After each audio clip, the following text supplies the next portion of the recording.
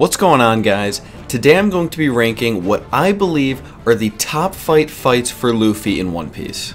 Now, keep in mind, just based on the nature of this type of video, it's going to be completely subjective, okay? I'm not really going to spend so much time backing up what I'm saying. I'm just going to explain why I like it so much, and I don't really think it's going to be that controversial anyway, because I think the people mainly agree on these. So let's just get right into this. The first one on the list, number 5, we have Luffy vs. Blueno. Now, this one is not quite as grand as the other ones, okay? It's not some super huge battle. It didn't, like, completely change the story or anything. Nobody's life was really on the line. It was a really one-sided battle where Luffy just completely destroyed him, but that is kind of why it's such a good battle, in my opinion. He was only able to completely destroy him after we initially thought that it wouldn't be like that at all. We thought it would be pretty much impossible because in Water 7, all of these people from CP9 were thought to be like invincible from what we'd seen. Luffy gets to drop the really cool line about how now, thanks to CP9, he's never going to have to lose any of his friends ever again, despite obviously in Sabaody he thought that that wasn't true, but that's not really related to this. But the big thing here really is that in this fight we got to see Gear Second for the first time, and I remember the first time I saw it I was just like, oh shit, wow, what's going on here? The fact that all of these CP9 people went from our perspective being iron walls of unstoppable fury to Luffy just kicking the shit out of him non-stop like he couldn't do anything to Luffy, okay? It was quite embarrassing on his part. That's what really made the fight cool in my eyes. And there was also the little fact that, you know, Blueno was able to use his fruit. We got to see the special ability where he could make a door out of thin air and just kind of go into some alternate dimension or something. Like, he can kind of see everything that's going on in the real world, but he doesn't interact with it. I thought it was quite an interesting application of his fruit. But yeah, while it was a very, very one-sided battle, I kind of think that is what made it so interesting. I loved watching Gear Second for the first time and Luffy kicking the shit out of a CP9 member. And it was a great warm-up for the fight that we all know comes later down the line. So coming in at number 4, and I had a lot of debate on this one, okay, mainly between this and number 3. All the rest were pretty easily fitting into my list, but number 3 and 4 were super close. So coming in at number 4 here, we have Luffy versus Crocodile. I think a lot of people are going to be disappointed that it's only number 4 on my list. They're probably expecting it to be a lot higher, probably at least 3, maybe even higher than that. I know a lot of people love Crocodile, and I do too. I think he's a good character, but when you see the other fights, when I explain my reasoning, I think it'll make more sense. But talking about this fight, okay, this was the fight at the end of the first real saga. I mean, I guess East Blue had a saga, but it didn't really have it lead up to a main boss, okay? You could argue that Arlong is the final boss, but I don't really think that's the case since he wasn't related to all the events going on beforehand. Everything in the Alabasta saga was all leading up to the Crocodile fight, and it was able to be seen quite easily throughout the entire arc that Crocodile really was making a lot of people's lives pretty shitty. Luffy was not a fan of people like this, especially since this directly affected Vivi, who was kind of like a member of the crew at this point, so he wasn't very happy when he first got to meet Crocodile, and he was insisting on how he's going to kick his ass the whole time. While he was initially not able to do anything against Crocodile because he is in fact a Logia, Luffy figured out that if he just douses him in water, he will both not be able to dodge his attacks just by being a Logia, as well as it just kind of like debuffed him. I mean, at least that's how I interpret it. But even then, Crocodile was still a complete monster. He was one of the warlords, so he did put up quite the fight against Luffy. Luffy really had to pull some serious fighting moves out of his ass, okay? He had to pretty much just overpower Crocodile, you know? Luffy was fighting against a time limit the entire time, which made things much more interesting. There was supposed to be a massive explosion in the center of the city, and Luffy was only able to defeat Crocodile after Gatling gunning him through the ceiling of the underground area they were in. I mean, I thought that was just one of the coolest ways anyone was ever defeated. He got so barraged by attacks, it was unbelievable. Through the ceiling. I mean, seriously, think about that. He is punching this like 10-foot man so hard, he's flying upwards into the air so strong that he goes through the ceiling. I mean, this was not just a regular ceiling, okay? This was like 10 feet worth of concrete, okay? This was pretty impressive by Luffy. So I think this fight quite fairly most certainly earned number 4 spot, and it was very hard to decide to not give it the number 3. Speaking of which, coming in at number 3 we have Luffy versus Arlong.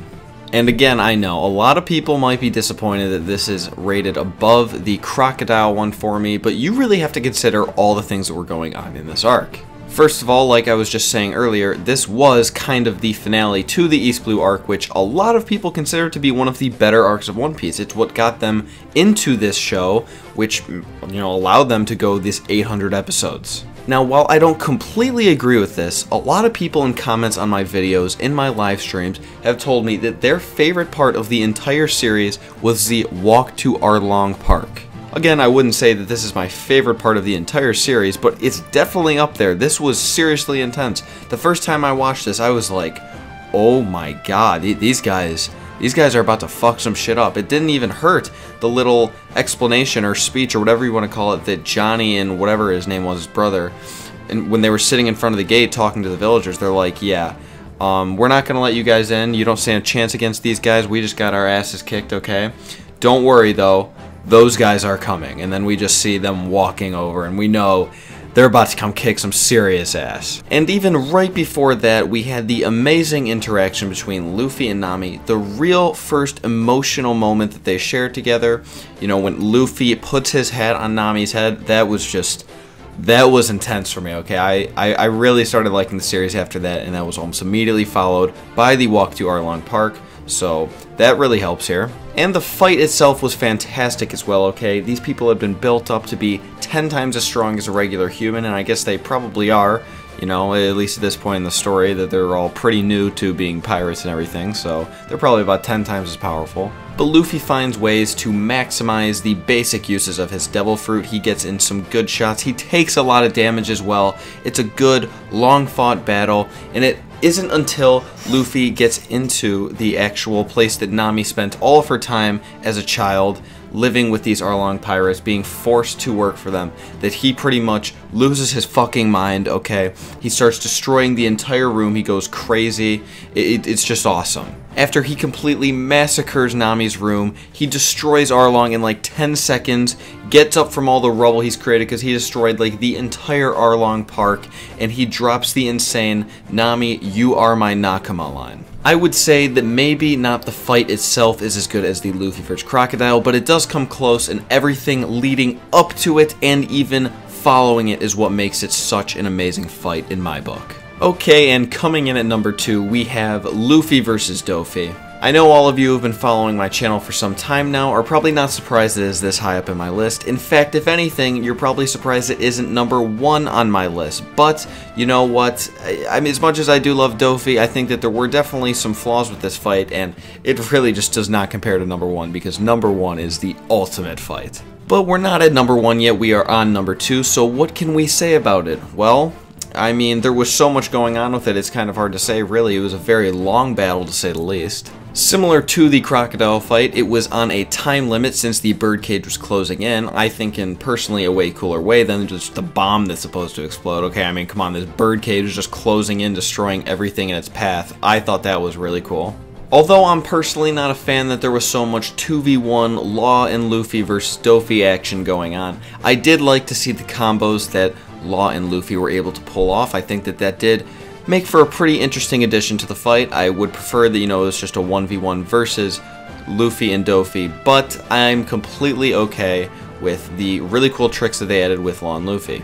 And after Law is taken out of the fight because he uses his ultimate move, Gamma Knife, against Dofi, which is supposed to be guaranteed to kill him, Dofi comes back from the dead pretty much after healing himself, showing how overpowered his Devil Fruit truly is, and then it really becomes a 1v1 Luffy vs. Dofi. We get to see the amazing clash of their conquerors haki. We get to see just a nice little 1v1 battle between Luffy and Dofi, and then the most important part that comes from Luffy, obviously, he uses Gear 4 for the first time. And while I know I was, and I'm sure most people can agree, that we were a little confused about what was was going on when we first saw Gear 4th. It looked a little strange, but that's kind of what made it so awesome as well. It looked a little weird, and even Dofi was like, what the hell is that? Are you serious? Are you joking? Come on, you need to take this fight more seriously.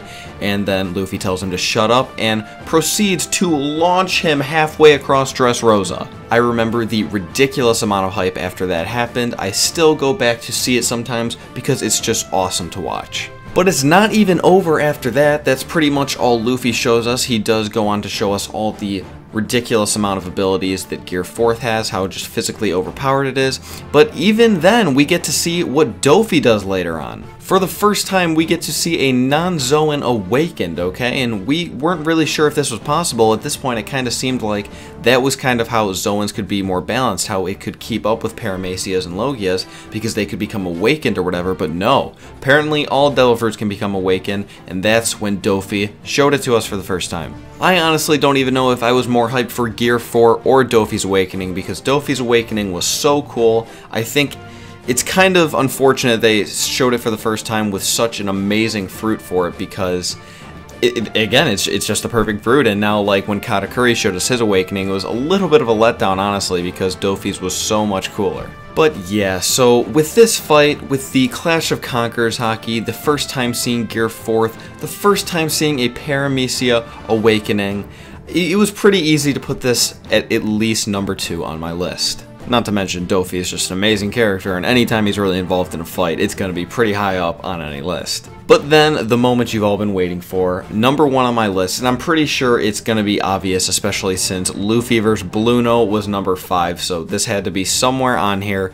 Of course, Luffy vs. Lucci. Now that we're about to be 900 chapters deep in this series, it's fair to say that this was a very long time ago, but that does not make it any worse of a fight. It was absolutely amazing. I honestly think it takes the cake pretty easily, even over the Luffy vs. Dofi fight. This, just like the Arlong fight, had a combination of an amazing build-up and satisfying ending, as well as the fight itself was absolutely insane. I don't think I really have to explain the build-up at all, okay? At the time of Water 7, Robin was relatively new to the crew, and she was kind of distant towards everyone. I think everyone wanted her to be more like a part of the family, you could say, but she always just kind of remained a little bit distant. And then in Water 7, when she kind of decided to betray the Straw Hats, but it seemed a little weird, everyone was kind of disappointed. They really wanted Robin to come back and didn't understand.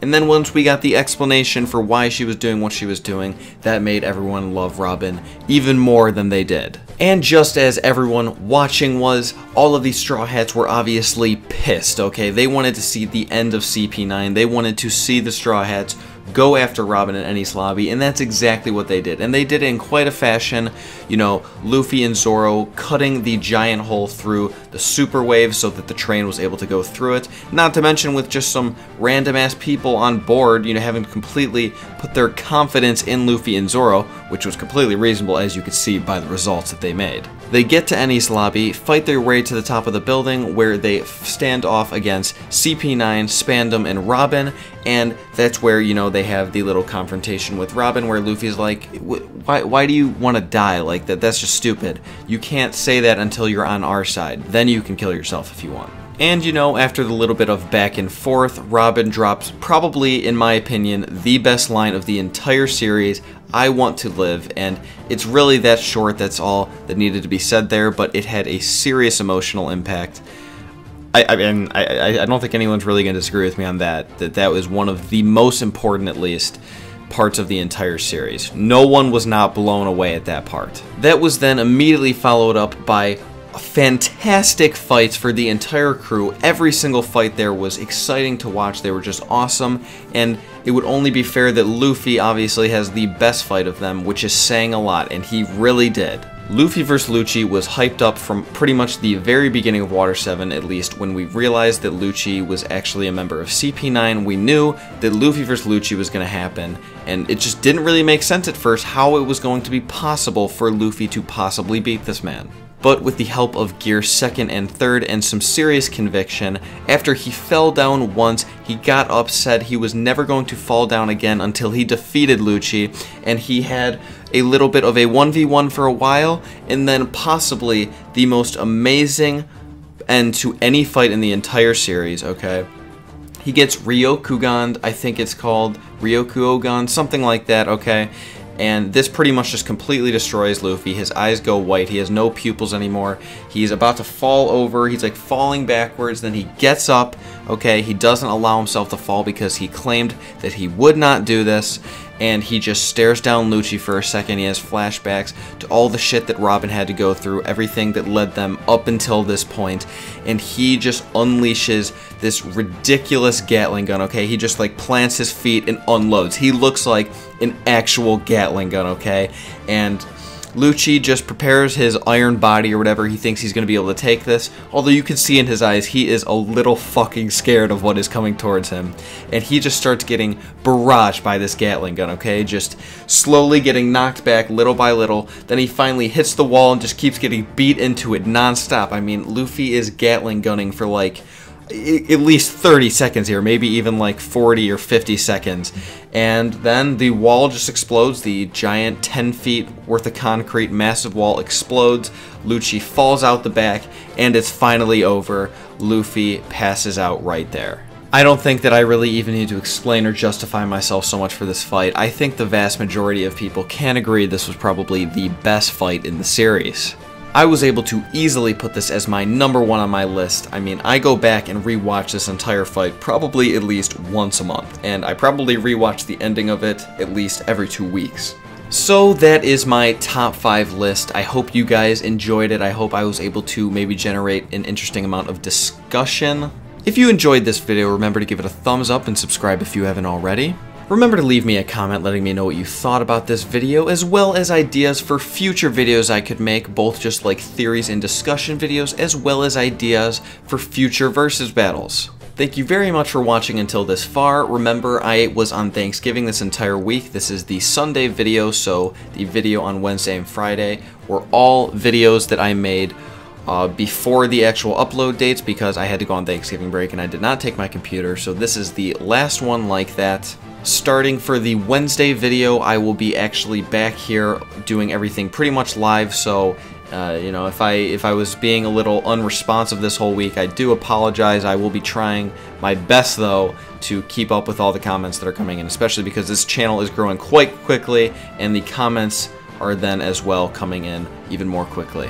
So with that all being said, I hope you guys have a fantastic day. I hope you had a great Thanksgiving, and I will talk to you guys on Wednesday.